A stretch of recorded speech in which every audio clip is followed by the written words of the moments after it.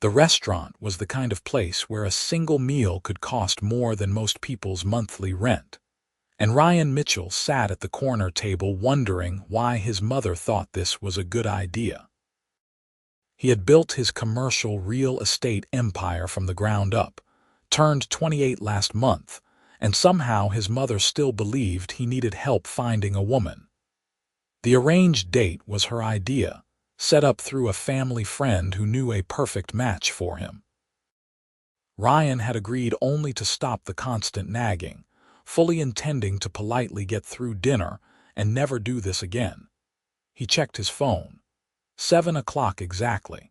The reservation was under his name, and he had sent a photo of himself to the mystery woman through his mother's friend. She was supposed to be wearing a blue dress. That was all he knew. A woman in a blue dress walked through the entrance and Ryan stood up automatically. She looked nervous, scanning the restaurant with wide eyes. When her gaze landed on him, she hesitated, then walked over. "Ryan Mitchell." She asked. "That's me." He extended his hand and she shook it with a grip that was firmer than he expected. "Sorry I'm late. The traffic was terrible." She slid into the seat across from him, setting her purse down with a thud that suggested she had been rushing. Up close, she was striking. Dark hair fell past her shoulders in loose waves, and her eyes were an unusual shade of green that caught the candlelight. But what struck him most was the genuine nervousness on her face, like she was as uncomfortable with this situation as he was. "No problem. I just got here myself," he lied smoothly. "So, should we start with the awkward small talk, or do you want to just acknowledge that our families pushed us into this?" She laughed, and the sound was unexpected. Warm and real. "Oh, thank God. I thought I was going to have to pretend this was normal." "Nothing about this is normal," Ryan agreed. "I'm Ryan, as you know, and you are Kira. Kira Vaughn." They ordered drinks, and the conversation flowed easier than Ryan had anticipated. Kira worked as a veterinarian at a clinic downtown, and when she talked about her work, her whole face lit up. She told him about a golden retriever puppy she had treated that morning, how it had tried to eat her stethoscope, and Ryan found himself actually laughing. "So what do you do?" she asked, taking a sip of her wine. "Commercial real estate development. I buy properties, renovate them, lease them out to businesses." "That sounds impressive," Ryan shrugged. "It pays the bills. Must pay them pretty well if you can afford this place for a first date you didn't even want to go on," he grinned. "Fair point. But hey, if I'm being forced into something, might as well do it right." "I appreciate that. My roommate picked this dress, by the way. She said I needed to make a good impression." "Your roommate has good taste." Kira blushed slightly, and Ryan realized he meant it. There was something refreshing about her, something genuine that he rarely encountered in his usual social circles. Most women he met either knew about his money and acted accordingly, or they were so polished and perfect that he felt like he was talking to a corporate presentation rather than a person. They ordered dinner, and the conversation never lagged. Kira had opinions about everything from city planning to the best pizza places in the neighborhood, and she wasn't afraid to argue with him when they disagreed. It was exhilarating. "So why did you agree to this?" Ryan asked as they waited for dessert. "The arranged date thing, I mean." Kira sighed. "Honestly, my family has been on my case about being single.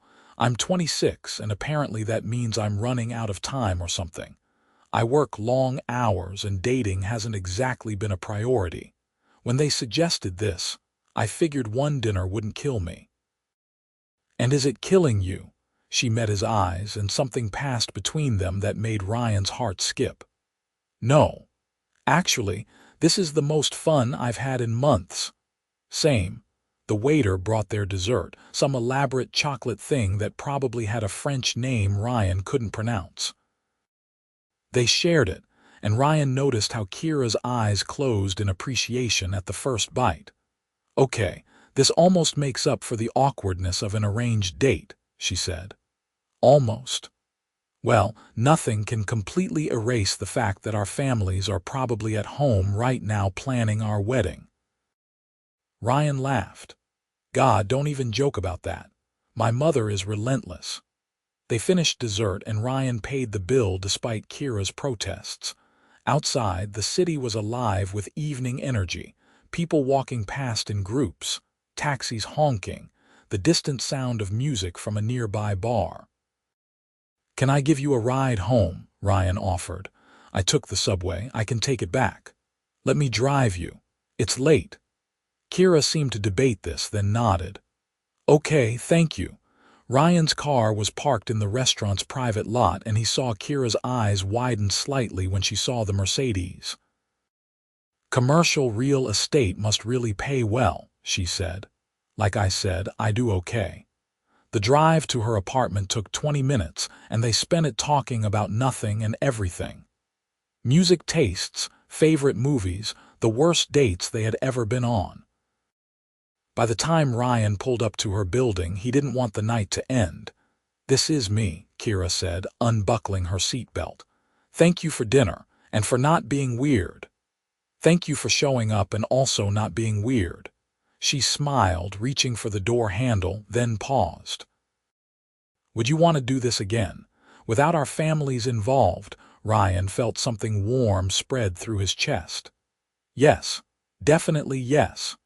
They exchanged numbers, real ones this time, not filtered through family connections.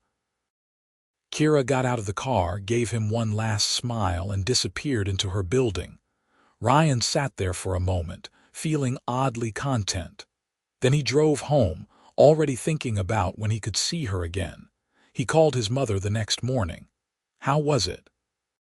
She asked immediately, no greeting, just straight to the interrogation. It was good, actually. Really good. Oh, Ryan, I'm so glad. Catherine's niece is such a sweet girl. Did you two hit it off? Ryan paused. Catherine's niece? Yes, the girl I set you up with.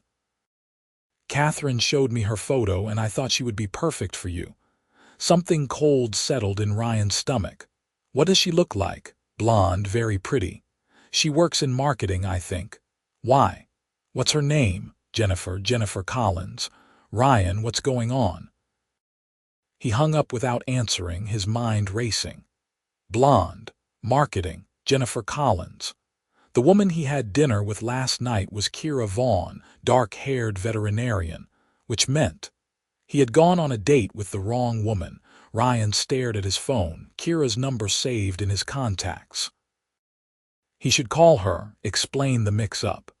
This was obviously some kind of mistake.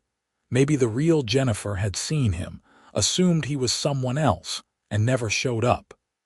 Maybe Kira had been supposed to meet someone else and thought Ryan was that person, but she had asked if he was Ryan Mitchell. She had known his name. This didn't make sense. He should call her right now and figure out what happened. That was the logical, reasonable thing to do. Instead, he found himself texting her, "Dinner tomorrow night," somewhere more casual this time. Her response came 5 minutes later. I'd love that. Ryan put his phone down and made a decision that was probably stupid, definitely impulsive, and completely unlike his usual careful approach to life. He wasn't going to correct the mistake. Not yet. Maybe not ever. Whatever had happened, however Kira had ended up at that table thinking she was supposed to be there, it had led to the best evening he'd had in years. He wasn't ready to give that up. They met the next night at a burger place Kira recommended, the kind of spot with checkered tablecloths and a jukebox in the corner. Ryan felt overdressed in his button-down shirt, but Kira greeted him with a hug that made him forget about it. This place has the best burgers in the city, she said as they slid into a booth. I know it doesn't look like much, but trust me. I trust you. And he did, which was strange considering he barely knew her. But there was something about Kira that made him want to trust her, want to know everything about her. They ordered, and Ryan asked her more about her work. She told him about going to veterinary school, about the moment she knew she wanted to work with animals, about the satisfaction of helping creatures that couldn't speak for themselves. "It's not glamorous," she said. "I spend a lot of time getting peed on and dealing with worried pet parents. But when you save an animal's life, when you see them recover and go home healthy, it's the best feeling in the world." "That's how I feel about buildings," Ryan said, then immediately felt stupid comparing the two, but Kira leaned forward, interested. "Really? Tell me." "When I find a property that's been abandoned or neglected, and I can see the potential in it, see what it could become. Then I put in the work, renovation, design, bringing it back to life. And when it's done, when businesses move in and people work there and it becomes part of the community again, that's when I know why I do this. That's not just about money. No, the money's nice, don't get me wrong, but it's more than that." They talked through dinner and then through dessert, which they shared again. Ryan learned that Kira had a younger brother studying engineering, that her parents lived upstate, that she was terrible at cooking but great at baking, and that she had an irrational fear of moths. "Moths," Ryan repeated, trying not to laugh. "They're terrifying. They're like butterflies' evil cousins, all fuzzy and unpredictable. You work with animals for a living. Animals I can understand. Moths are chaos incarnate." Ryan did laugh then, and Kira threw a French fry at him, which only made him laugh harder. Walking her home that night, their hands brushed and Ryan took the chance to hold hers. She laced her fingers through his without hesitation, and they walked the last 3 blocks in comfortable silence. At her door, Kira turned to face him. "I had a really great time, me too. I know this started in a weird way with our families setting us up and everything, but I'm glad it happened." Ryan felt guilt twist in his stomach. He should tell her, right now. Just explain that there had been a mix-up, that his mother had set him up with someone else, but he was glad for the mistake because it meant he met her. Instead, he said, "I'm glad too." Then he kissed her, gentle and questioning, and when she kissed him back, everything else faded away. They started seeing each other regularly. 3 times a week became 4, then 5. Ryan found himself rearranging his schedule to accommodate lunch dates, evening walks, lazy Sunday mornings at her apartment drinking coffee and reading the paper. Kira met his friends, and they loved her immediately. She had this way of making everyone feel comfortable, asking questions that showed she actually cared about the answers. She debated sports with his college roommate Marcus, traded recipes with his business partner's wife, and didn't seem the least bit impressed by the usual displays of wealth that characterized his social circle. "Your friends are nice," she said after a dinner party at Marcus's place. "I was worried they'd be stuffy. Stuffy, you know, uptight rich people who talk about stocks and golf. I talk about stocks sometimes." "Yeah, but you're not stuffy about it. You actually care about what you're doing, not just making money." Ryan pulled her closer on his couch. They were at his place, a downtown loft that he had bought and renovated himself. Kira had been impressed by the space, by the exposed brick, and the floor-to-ceiling windows, but she had been more interested in the photos on his bookshelf, the little pieces of his life that told her who he was. "What about your friends?" he asked. "When do I get to meet them? Are you sure you're ready for that? They're going to interrogate you, bring it on." So the following weekend, he met Kira's roommate Sophie and her boyfriend Dan, along with her work friends from the clinic. They went to a bar in Brooklyn, nothing fancy, just good beer and better company. Sophie pulled him aside at one point while Kira was in the bathroom. "You hurt her and I'll destroy you," Sophie said cheerfully. "Just so we're clear, crystal clear." "Good, she really likes you, you know." "Like, really likes you? I haven't seen her this happy in a long time." Ryan felt that guilt again, sharper this time. "I really like her too. Then we're good." Later, walking back to Kira's apartment, she leaned against him, slightly tipsy and completely adorable. "Sophie threatened you, didn't she?" "Yep, she does that to everyone I date. Well, the 3 people I've dated seriously, you're number 4. Only 4. I'm picky and busy and generally suspicious of people. But not me." Kira stopped walking and turned to face him, her expression suddenly serious despite the alcohol. "Not you. I don't know why, but from that first dinner I felt like I could trust you. Like you were someone safe." Ryan's heart clenched. He should tell her.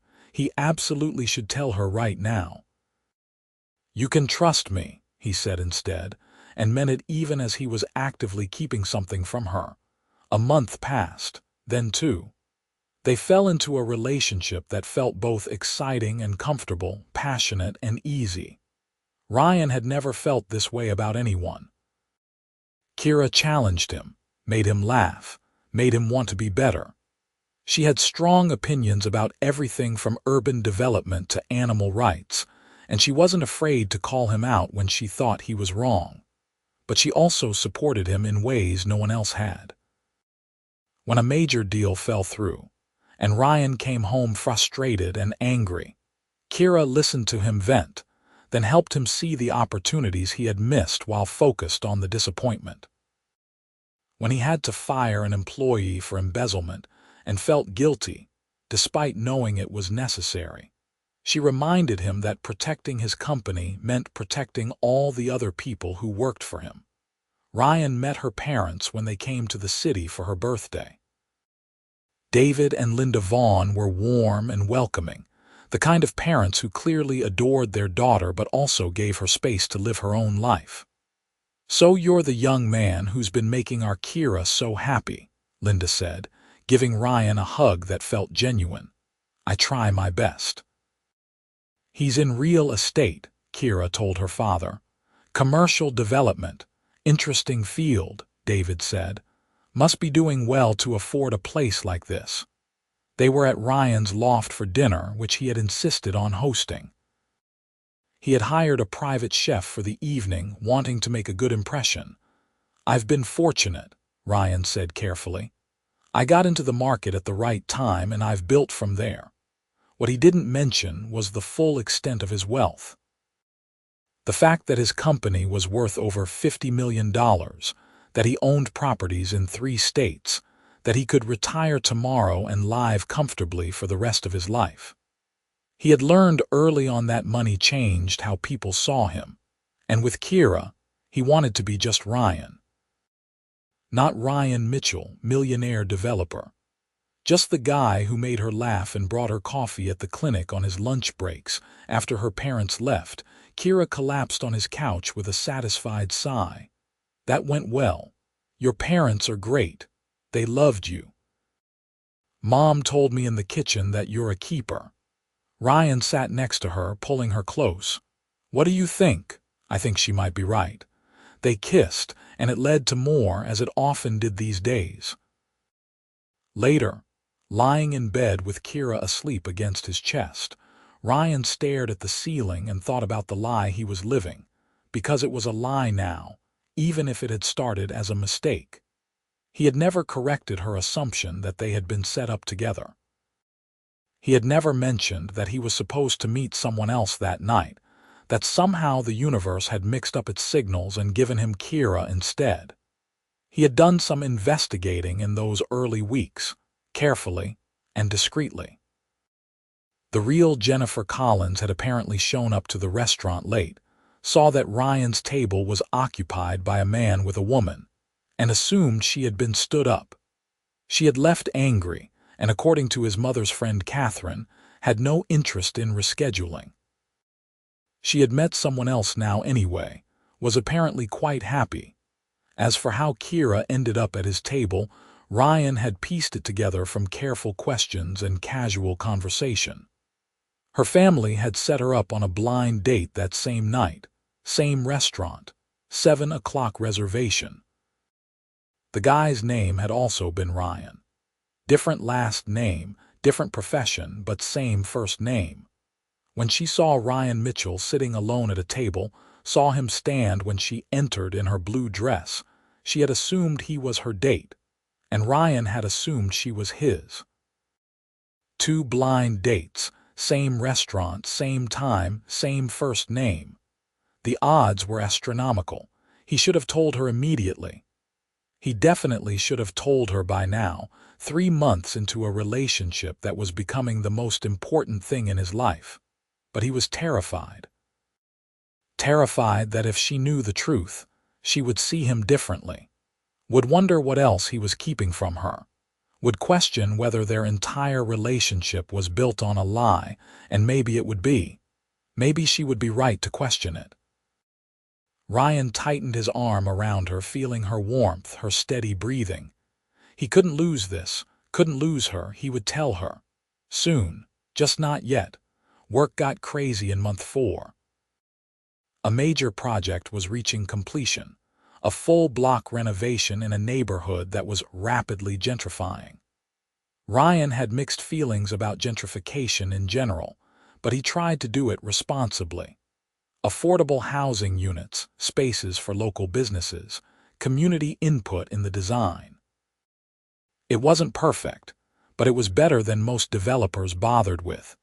Kira came to the opening celebration, looking stunning in a green dress that matched her eyes. She mingled with investors and city officials, holding her own in conversations that would have intimidated most people. Ryan watched her from across the room at one point, chatting animatedly with the mayor about the importance of green spaces in urban development, and felt his heart clench with love and fear in equal measure. "That's quite a woman you've got there," his business partner James said, appearing at his elbow with 2 glasses of champagne. "Don't I know it? Sarah wants to set up a double date, says she needs more time with Kira to properly vet her for the wives' club." Ryan laughed. James and Sarah had been married for 5 years and had 2 kids. They were proof that it was possible to maintain a relationship while building a business, though Ryan knew it wasn't easy. "I'll run it by her." "You getting serious about this girl?" Ryan didn't hesitate. "Yes." "Good. You deserve someone who makes you happy. God knows you work hard enough." Later, Ryan drove Kira home and she was quiet in the passenger seat. "Everything okay?" he asked. "I've been thinking." Those 3 words sent ice through his veins. About how different our lives are. Tonight, that event, all those people with their expensive clothes and their connections, that's your world. It's just business. It's not just business, Ryan. That's who you are. A successful developer with properties all over the city. And I'm a vet who comes home smelling like dog and makes $45,000 a year. Ryan pulled over, putting the car in park so he could look at her properly. "Where is this coming from?" "Someone asked me tonight what I did, and when I told them I was a veterinarian, they said, 'Oh, how nice,' in that tone that really meant, 'Oh, how cute. You have a little job.' And I realized that to those people, to your people, that's all I am. The girlfriend with the little job. Those people aren't my people. They're business associates. And you're not the girlfriend with the little job. You're Kira, the woman I'm crazy about, who saves lives every day and makes me want to be better than I am. You don't understand? Then help me understand." Kira sighed, and he could see her fighting with something internal. "My ex, the last person I dated seriously, he was wealthy, not like you but comfortable. And everything was always about his money, his success, his importance. I felt like an accessory. Like I was there to make him look good, not because he actually cared about me. I'm not him. I know. God, Ryan, I know you're not. You've never made me feel that way, but tonight, seeing you in your element, I just got scared. Scared that eventually you'll realize I don't fit into your world." Ryan took her hand, holding it tight. "My world is wherever you are. Everything else is just background noise." She looked at him, and he could see the fear and hope warring in her eyes. "You mean that? I've never meant anything more in my life." They kissed there in the car, parked on a random street corner, and Ryan felt something shift between them. Something deepening, becoming more real. That night, lying in her bed in the apartment she shared with Sophie, Ryan almost told her. The words were right there, ready to spill out. About the mix-up, about how they weren't supposed to meet that night, about how he had known for months and never said anything. But then Kira murmured, "I love you," against his chest, sleepy and content, and Ryan's throat closed up. "I love you too," he whispered back, and it was the truest thing he had ever said. He would tell her. Just not tonight. Month 5 brought Thanksgiving, and Kira invited him upstate to meet her extended family. Ryan had met her parents again several times since that first dinner, but this was different. This was cousins and aunts and uncles, her grandmother who apparently terrified everyone, her younger brother Tyler who had strong opinions about architecture and wasn't afraid to share them. "So you're the guy my sister won't shut up about," Tyler said, shaking Ryan's hand with a grip that was probably meant to be intimidating. "Guilty. You treat her right. I try to every day." Tyler studied him for a moment, then nodded. "Good. She deserves someone who sees how amazing she is." "Believe me, I see it." The weekend was chaotic and warm, full of family stories and inside jokes and so much food that Ryan thought he might never eat again. Kira's grandmother cornered him on Saturday afternoon while he was helping clean up after lunch. "You're in love with her," she said.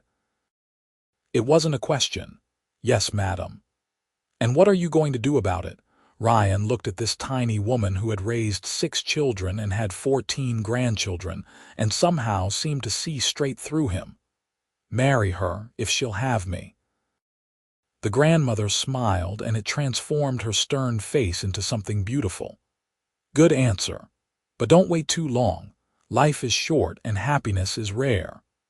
On the drive back to the city, Kira was curled up in the passenger seat, watching the landscape pass by. "My family loved you," she said. "I loved them. Even Tyler's interrogation, especially that. It means he cares about you, he does. We're close. He's actually the one who convinced me to go on that blind date, you know. Said I was working too much and needed to put myself out there." Ryan's hands tightened on the steering wheel. "Really?" "Yeah, I was so reluctant, but he kept pushing. Said what was the worst that could happen, one awkward dinner, and then it turned out to be you, and it was the best decision I ever made." "Kira." "Yeah, he should tell her. Right now. Just pull over and explain everything. I'm glad your brother pushed you." "Coward," his mind supplied. "You're a coward." By month 6 they were practically living together, splitting time between his loft and her apartment. Ryan's place was nicer, bigger, but Kira's felt more like home. Sophie had embraced him as part of the household, and the 3 of them often had dinner together. Easy evenings full of conversation and laughter. Ryan had still never fully disclosed the extent of his wealth, though Kira knew he was successful. She had been to his office, met his employees, seen the scope of his projects. But he downplayed it, kept the conversation focused on the work itself rather than the money it generated. It was becoming harder, though. There were moments when he wanted to tell her everything. When she stressed about her student loans and he wanted to pay them off. When her clinic needed new equipment and he wanted to donate it anonymously. When she mentioned wanting to visit Italy someday and he wanted to book first-class tickets immediately. But he held back, afraid of changing the dynamic between them. Afraid that money would complicate what they had, and afraid that once he started being fully honest, he would have to be honest about everything, including how they met. Christmas came and they spent it together. Kira got him a leather notebook for work, engraved with his initials. Ryan got her a necklace, simple and elegant, with a small emerald that matched her eyes. "It's beautiful," she breathed, and let him fasten it around her neck. "Not as beautiful as you." "That's a terrible line." And yet you're blushing." She laughed and kissed him, and they spent Christmas morning in bed, exchanging gifts and making love and talking about nothing and everything. That afternoon, they video called both their families.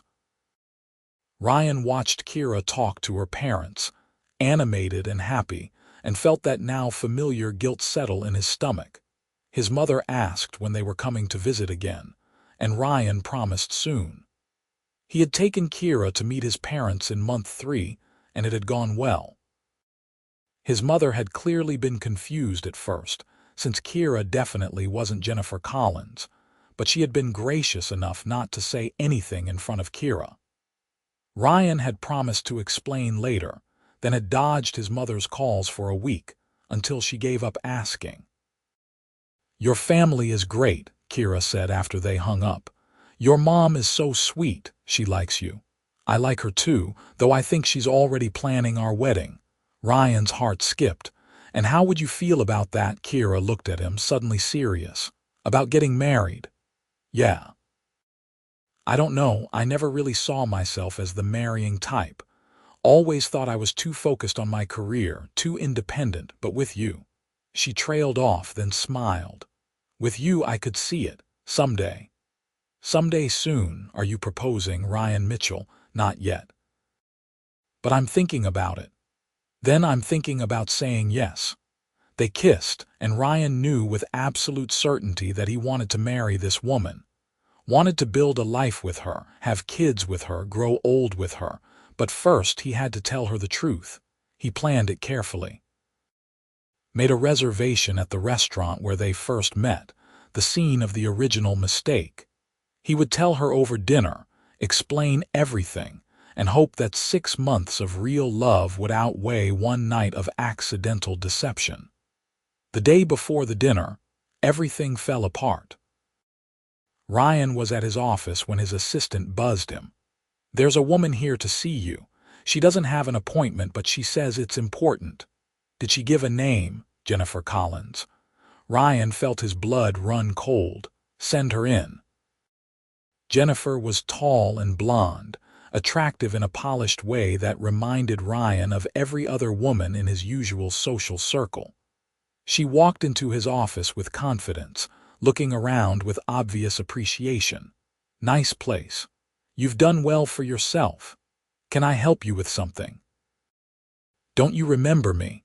We were supposed to have a blind date 6 months ago. Your mother set us up." "I remember the setup. You never showed up." "Actually, I did show up. I was late, traffic was awful, and when I got there, you were already with someone else. Another woman." "I assumed I had been stood up." Ryan kept his face neutral. "I see. I ran into your mother last week. She was telling me all about your girlfriend, showed me a picture. Dark hair, works with animals. That's the woman you were with that night, isn't it? What's your point?" "My point is that you went on a date that was meant for me with someone else, and I'm curious how that happened. It was a mistake, a mix-up." "Does she know it was a mistake?" Ryan said nothing, and Jennifer's perfectly made-up face broke into a knowing smile. "She doesn't, does she?" "Oh, this is rich. Does she even know she crashed our date?" "It wasn't like that." "No. Then what was it like? Because from where I'm standing, you've been lying to this woman for 6 months. I haven't lied." "Lies of omission count, Ryan. Trust me, I'm a lawyer." Ryan stood up, done with this conversation. "If you're here looking for something, you're wasted your time. I'm not interested in dating you, and I never was. The blind date was my mother's idea, and I went along with it to keep the peace. What happened that night was the best mistake of my life. Does your girlfriend feel that way? That's none of your business." Jennifer stood as well, picking up her expensive purse. "You should tell her, before someone else does. Secrets have a way of coming out, and when they do, they destroy everything." After she left, Ryan sat at his desk with his head in his hands. She was right. He knew she was right. He had to tell Kira, and he had to do it now. He called her. "Can you come to my place tonight? I need to talk to you about something." "Is everything okay?" Her voice was immediately worried. It will be. I just need to tell you something important. You're scaring me, Ryan. Don't be scared. Just come over, please. She agreed, and Ryan spent the rest of the day rehearsing what he would say, how he would explain, how he would make her understand. Kira arrived at 7, still in her scrubs from work. She looked tired and concerned, and Ryan hated that he was about to make everything worse.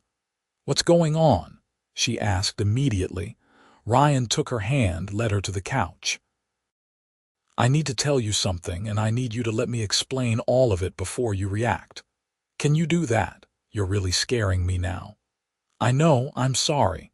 But I promise, this isn't me breaking up with you or anything like that. I love you. That's the most important thing, and I need you to remember that." "Okay." Ryan took a deep breath. "That night we met at the restaurant, I was there for a blind date that my mother had set up, but you weren't who I was supposed to meet." Kira's face went blank. "What?" "The woman my mother set me up with was named Jennifer Collins. Blonde, works in marketing, but you walked in and I thought you were her, and you thought I was whoever you were supposed to meet. I was supposed to meet someone named Ryan. My family set it up. I know.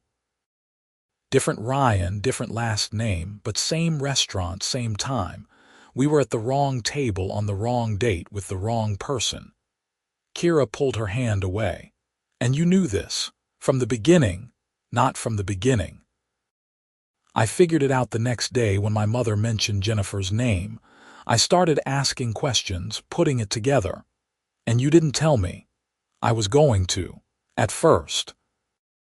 But then we went out again, and I was already falling for you, and I was afraid that if you knew the truth, you'd think it meant something it didn't." "What does it mean, Ryan?" "It means we met by accident, but everything after that was real. Every date, every conversation, every moment. All of it was real." Kira stood up, pacing his living room.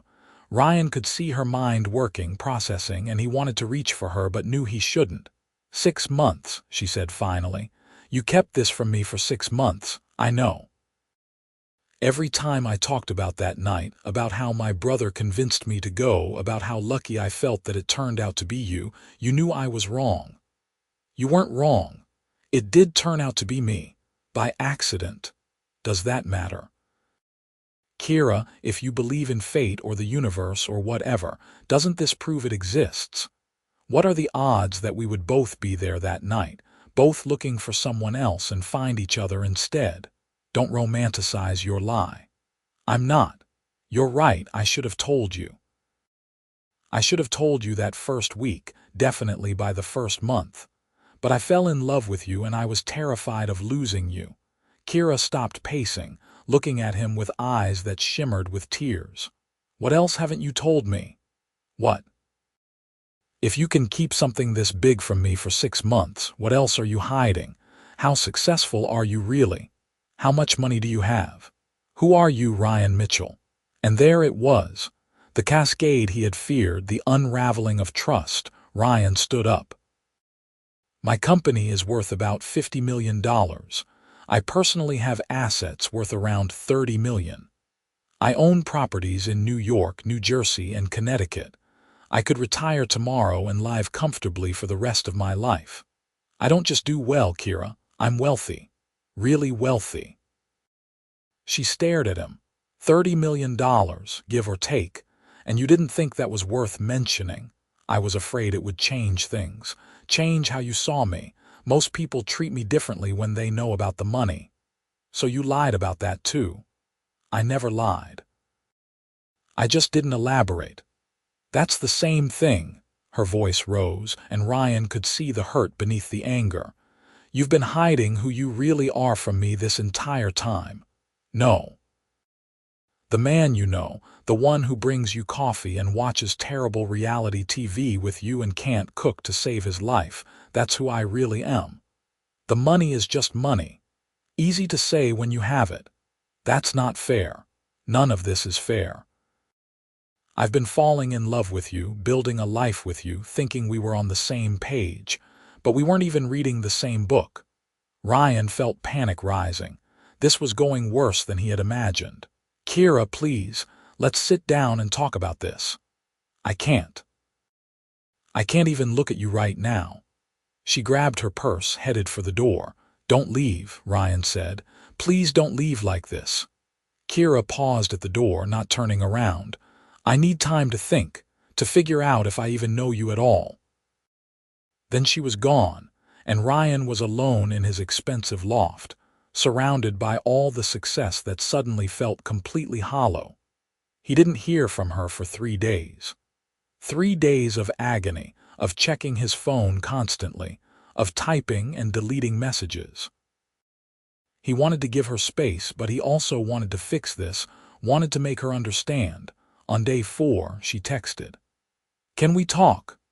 They met at a coffee shop, neutral territory. Kira looked tired, dark circles under her eyes that suggested she had slept as poorly as he had. "I talked to Sophie," she said after they ordered, "and Tyler, and my parents. I needed perspective." "And what did they say?" "They said you're an idiot." Ryan almost laughed. "I am. But they also said that the Ryan they've met over the past 6 months seems like a genuinely good person. Someone who treats me well, who makes me happy. Sophie said she's never seen me so in love." Hope flickered in Ryan's chest. "I do love you so much. I believe that. I believe that everything we had was real, but Ryan, you lied to me for 6 months. And every day that you didn't tell me was another day of choosing the lie over the truth. I know, and I'm sorry, I'm so sorry." "Why did you finally decide to tell me?" Ryan hesitated, then decided there had been enough lies. "Someone showed up at my office. Jennifer Collins. The woman I was supposed to meet that night. She figured out what happened, and she implied that she might tell you herself. I realized I couldn't let you hear it from anyone but me." Kira's face hardened. "So you only told me because you got caught?" "No, I had already planned to tell you. I made a reservation at the same restaurant, was going to explain everything. But yes, Jennifer showing up pushed me to do it sooner. I don't know if I can trust you." "Then let me earn it back. Please, Kira, give me a chance to prove that I'm the person you thought I was." She looked at him for a long moment, and Ryan held his breath. "I love you," she said finally. "And I don't want to lose what we have, but I need time. I need to figure out if I can get past this." "How much time?" "I don't know, but I can't just pretend nothing happened." Ryan nodded, even though it felt like his heart was breaking. "I understand." They finished their coffee in painful silence, then walked outside. It was starting to snow, light flakes drifting down from a gray sky. "I'll wait," Ryan said. "However long it takes, I'll wait." Kira touched his face, a gesture that gave him hope even as she stepped back. "Don't wait forever, Ryan. That's not fair to either of us." Then she walked away, disappearing into the falling snow, and Ryan had to fight the urge to follow her. The next 2 weeks were the hardest of Ryan's life. He threw himself into work, burying his pain in contracts and site visits and conference calls. But every quiet moment, every lunch break, every evening alone in his loft, he thought about Kira. He thought about calling her 100 times, but forced himself not to. She needed space, and he had to respect that. His mother called on a Tuesday, and Ryan almost didn't answer. "I heard what happened," she said without preamble. "How, Linda Vaughn and I apparently have a mutual friend. Small world." She called me, very upset, wanting to know if I had known about the mix-up. "What did you tell her?" "The truth. That I had no idea, that you never explained why you were suddenly dating a different woman than the one I had set you up with." "Ryan, why didn't you tell me?" "Because I knew you'd judge me for it. I am judging you, but I also understand. When I met your father, he was engaged to someone else." Ryan sat up straighter. "What?" "He was in an arranged engagement, very common back then in certain families. But he met me at a party and we fell in love. He broke off the engagement, which caused a huge scandal. His family didn't speak to him for 2 years. I never knew that." It's not something we talked about much. My point is, I understand what it's like to meet the right person at the wrong time. But Ryan, your father was honest with me from the start. He told me about his engagement on our first date. I should have told her right away. Yes, you should have. But you didn't, and now you have to deal with the consequences. The question is, what are you going to do about it? What can I do? She asked for time. So give her time. But also show her who you are, not with grand gestures or expensive gifts, with actions that prove you understand what you did wrong and that you're worthy of her trust. After he hung up, Ryan sat thinking about his mother's words. Show her who you are. Prove you're worthy of her trust.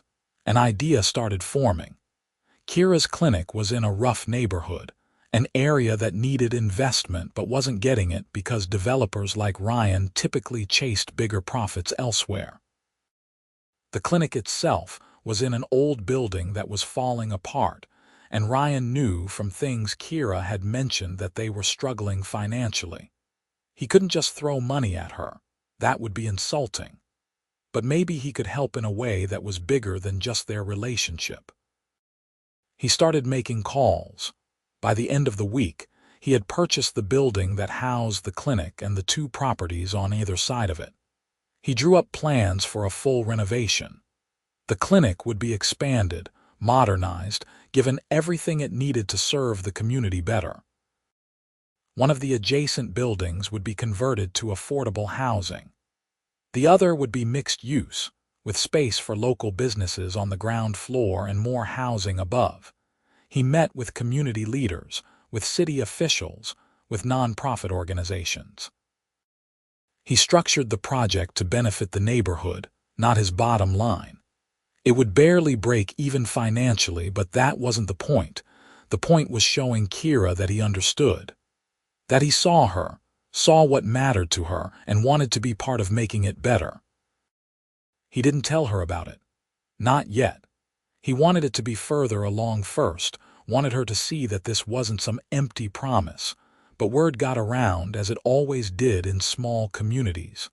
And 3 weeks after their conversation at the coffee shop, Kira called him. "What are you doing?" She asked. "Can you be more specific?" "The clinic, Ryan. The building. I just found out from my boss that we're getting a massive renovation, that the landlord sold to some developer who's doing a whole neighborhood revitalization project." "Okay. That developer is you, isn't it?" Ryan could have lied, but he was done with lies. "Yes." "Why?" "Because you care about that clinic, about that neighborhood. And because I want to be the kind of person who makes things better, not just the kind who makes money." Silence on the other end. "Then, this isn't some grand gesture to win me back." "No, I mean, I hope it helps. But I'm doing this regardless. That neighborhood deserves investment. Your clinic deserves better facilities.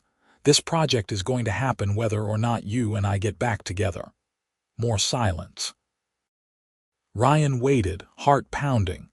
"Can I see the plans?" she asked finally. "Of course." "When?" "Now." Ryan met her at his office an hour later. He had the architect's drawings spread out on the conference table, along with all the community feedback and the financial projections. Kira studied everything carefully, asking questions, offering suggestions.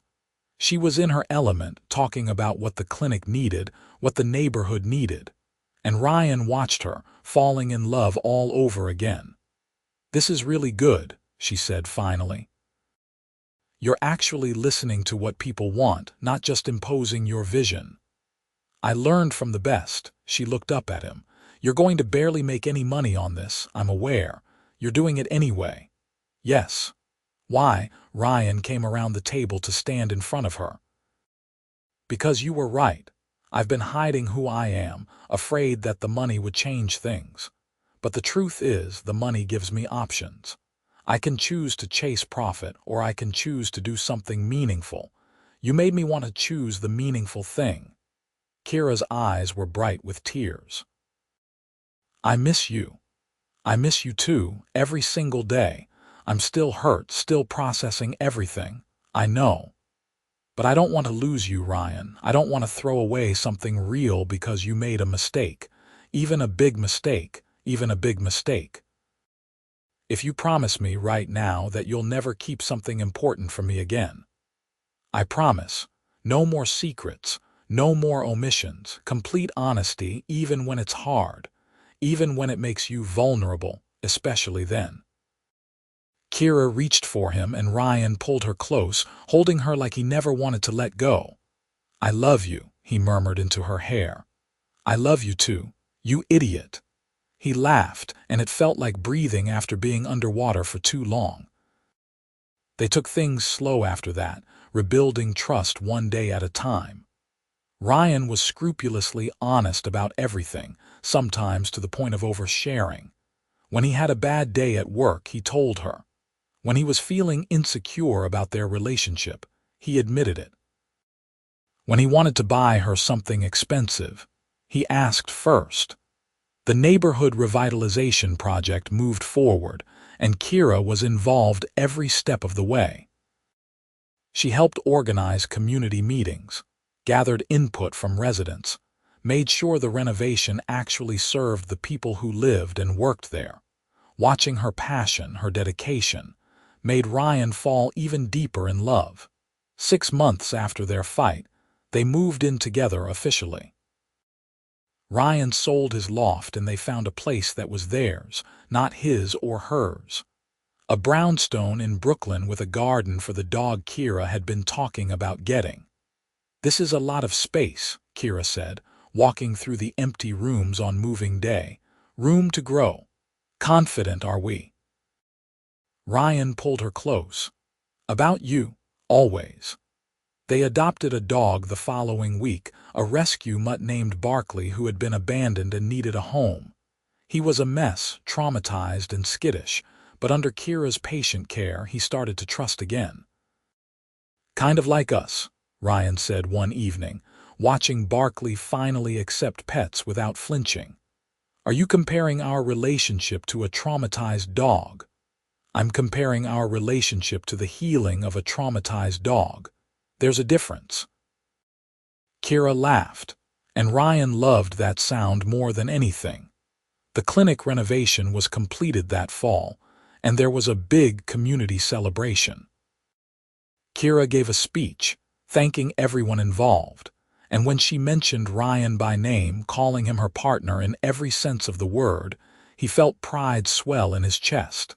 Later, as they walked home through the neighborhood that was slowly transforming, Kira took his hand. You know what I realized? She said, What? If we had met the way we were supposed to that night, if there hadn't been a mix-up, we probably wouldn't have ended up together. Why not? Because I would have gone on a date with some other Ryan, and you would have gone on a date with Jennifer Collins, and we would have had polite evenings and then never seen each other again. The mix-up gave us a chance we wouldn't have had otherwise. So you're glad it happened. I'm glad we found each other. I'm not glad you lied about it for 6 months. Fair. But I understand why you did, and I forgive you. Ryan stopped walking, turning to face her. Really, you made a mistake, Ryan, a big one. But you owned up to it, and you've spent every day since proving that you're the person I thought you were. That's all I can ask. He kissed her there on the street corner, not caring who saw. That night, back at their brownstone with Barkley snoring on his dog bed, Ryan got down on one knee. I don't have a ring yet, he said, because I wanted to ask you first what kind you wanted. I'm done making assumptions or keeping secrets. So Kira Vaughn, will you marry me? Kira was crying and laughing at the same time. You're asking without a ring. I'm asking without a ring. We can pick one out together if you say yes. That's very practical. I'm dating a veterinarian. I've learned to be practical. You're in love with a veterinarian. Let's be accurate. Okay, I'm in love with a veterinarian who I'm hoping will say yes to marrying me. Kira dropped to her knees so she was eye level with him. Yes. Obviously, yes. Ryan kissed her and Barkley woke up and barked, thinking it was time to play. They picked out a ring the following week, something simple and elegant that Kira could wear while working. She insisted on a small wedding, just family and close friends, and Ryan agreed immediately. "No pressure to make it some society event," she said. "Just us, celebrating with the people we love. Perfect." They were married in the spring, in a garden ceremony at a botanical garden outside the city. Kira wore a simple white dress that made her look like something out of a dream. Ryan wore a suit and cried when he saw her walk down the aisle. His vows were simple. "I promise to always tell you the truth, even when it's hard. I promise to value what matters to you, even when I don't fully understand it. I promise to be your partner in every way for the rest of our lives." Kira's vows were equally straightforward. "I promise to forgive your mistakes and trust in your love. I promise to challenge you and support you and never let you settle for being less than you can be. I promise to love you, all of you, for as long as we both live." The reception was at a restaurant, nothing fancy, just good food and better company. Ryan danced with his mother, who whispered in his ear that she was proud of him. Kira danced with her father, then with Tyler, then with Ryan for the rest of the night. No regrets. Ryan asked as they swayed to some slow song he didn't recognize. "About marrying you, not one, even knowing how we started. Especially knowing how we started. It's a good story. It's a weird story. The best stories usually are." They honeymooned in Italy, the trip Kira had mentioned wanting to take. Ryan rented a villa in Tuscany, and they spent 2 weeks doing nothing but exploring small towns, eating incredible food and falling even more in love. One evening, sitting on the terrace watching the sunset, Kira turned to him. "I want to tell you something." "Okay." "I looked up Jennifer Collins a while back, the woman you were supposed to meet that night." Ryan felt a flicker of anxiety, "and she's engaged to someone she met around the same time we met. They look really happy together." "That's good." "It is. Because it means everything worked out the way it was supposed to. She met the right person for her and you met the right person for you. The mix-up wasn't a mistake. It was fate." "You believe in fate now." "I believe in us. If that's fate, then yes." Ryan pulled her close, breathing in the scent of her hair, feeling the warmth of her body against his. "I love you, Kira Mitchell. I love you too, and I always will." They returned home to Brooklyn, to their brownstone and their dog and their life. Ryan continued to build his business, but with a different focus now. He sought out projects that made a difference, that helped communities rather than just generating profit. Kira's clinic thrived in its new space, and she took on a leadership role, mentoring younger veterinarians. A year after the wedding, Kira told him she was pregnant. Ryan cried, then laughed, then kissed her stomach and promised their unborn child that he would be the best father he could be. Their daughter was born on a snowy January evening, healthy and loud and perfect. They named her Maya, and Ryan fell in love all over again the moment he held her. Parenthood was exhausting and terrifying, and the best thing he had ever done. He and Kira took turns with night feedings, traded off work responsibilities, figured it out together the way they figured everything out. When Maya was 2, they had a son, named Lucas. Their brownstone filled with toys and laughter and the beautiful chaos of family life. Ryan cut back his work hours to spend more time at home. He taught Maya about buildings and design, watched her stack blocks with an engineer's precision. He played dinosaurs with Lucas, who had inherited Kira's love of animals and wanted to be a veterinarian like Mama. One evening, when Maya was 5 and Lucas was 3, they were all in the living room.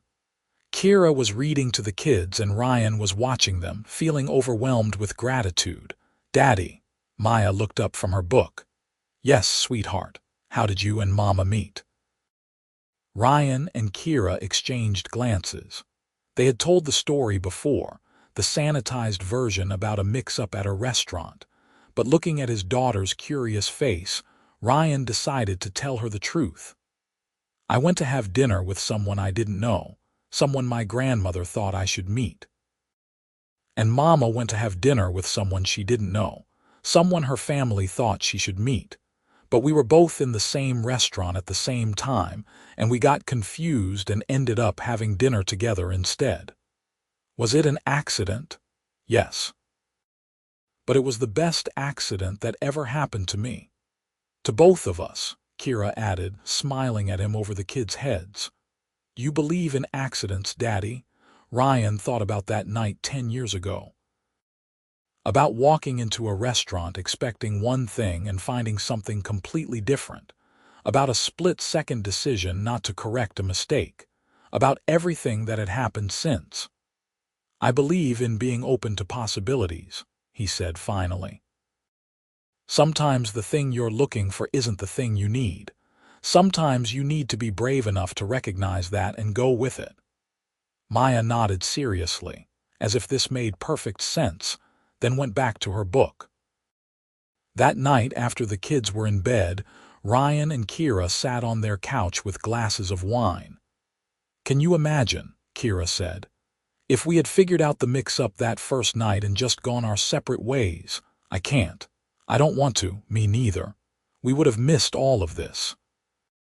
"All of what?" Kira gestured around them. "This.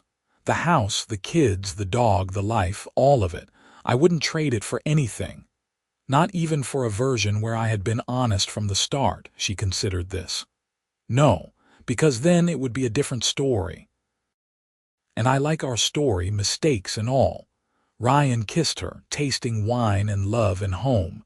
"I like our story too." Years passed. Maya grew up to study architecture, following in her father's footsteps but with her own vision. Lucas did become a veterinarian, taking over Kira's practice when she retired. They had their own families, their own lives, but they always came back to the brownstone in Brooklyn for Sunday dinners.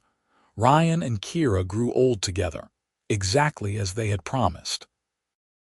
They traveled, they volunteered, they filled their lives with purpose and joy. They fought sometimes, because all couples did, but they always worked through it with the honesty they had built their relationship on. On their 30th wedding anniversary, Ryan took Kira back to the restaurant where they had met.